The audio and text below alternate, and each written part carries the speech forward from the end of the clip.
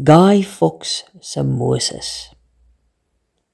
Ek skryf hierdie hoorsê storie as die waarheid, maar sal 'n skuilnaam gebruik vir die antagonis, net vir ingeval. Ek wil daarom nie vir Piet moeilikheid veroorsaak, jare na ek die storie gehoor het by 'n braai waar vleis gevat was nie. Elkeen wat hier lees moet self besluit hoe waar of onwaar die storie klink, maar hou jou besluit agter die denkbeeldige cover van 'n Facebook bladsy en sodoende vir Piet uit die moeilikheid.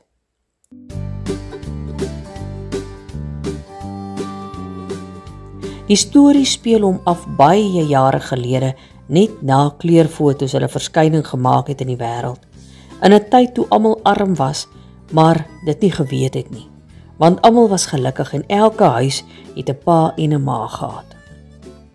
Nou sal daar seker mense wees wat wonder hoe lank gelede dit was. Miskien sal dit help as ek sê, die 5de November was nog 'n publieke vakansiedag, vernoem na Guy Fawkes, ter nagedagtenis aan die mislukte sluipmoordpoging op koning James I van Engeland in 1605.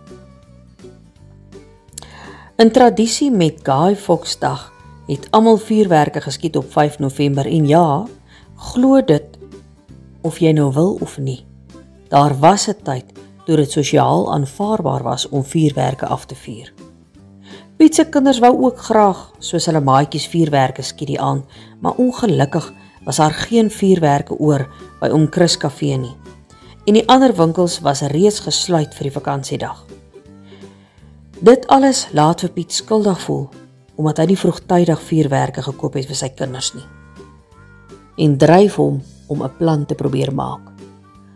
In sy motorhuis sien Piet sy ou weermag trommel op die rak en hy weet dadelik, daarin opgesluit is sy get out of jail ticket. Tussen alles wat oor jare opgegaar is in die weermag trommel vind Piet een verdwaalde fakkel. Hy weet dis nie juis 'n vuurwerk nie, maar weet ook dit is maklik om kinders te vermaak. Sonder om verder daaroor te dink, kondig Piet vir die kinders aan dat hulle nou gaan vuurwerke skiet op die voorste grasperk, want pa het 'n plan gemaak. Die kinders staar aan die vreemde vuurwerk en wonder hardop dat dit vreemd lyk. Maar Piet verduidelik, hulle moenie te veel daaroor bekommerd wees nie en eerder net kyk en luister na pa se vuurwerkvertoning. Voor die huis op die grasperk staan ma en die kinders in 'n ry in afwagting, terwyl Piet verduidelik, hulle moet mooi kyk want daar's net een. Die fakkel skiet in die donker nag op.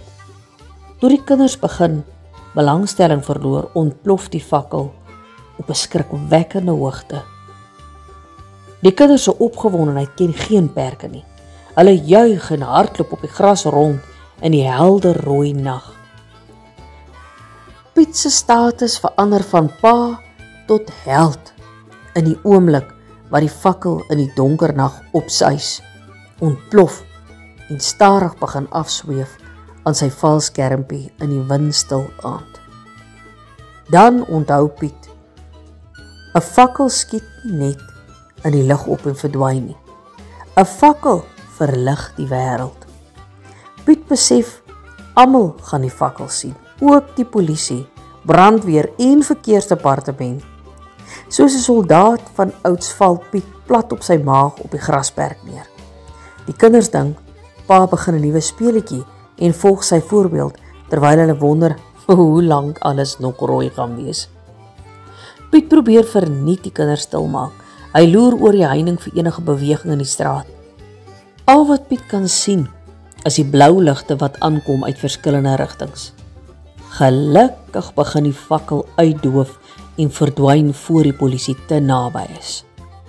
Piet oortuig die kinders die nuwe speletjie is wegkruipertjie tussen die blomme en die tuinplante. Terwyl motors in die strate op en af jaag, op soek na die oorsprong van die fakkel, sê een van die kinders, Pa moet vir ma ook sê om weg te kruip. Sy speel nie saam nie.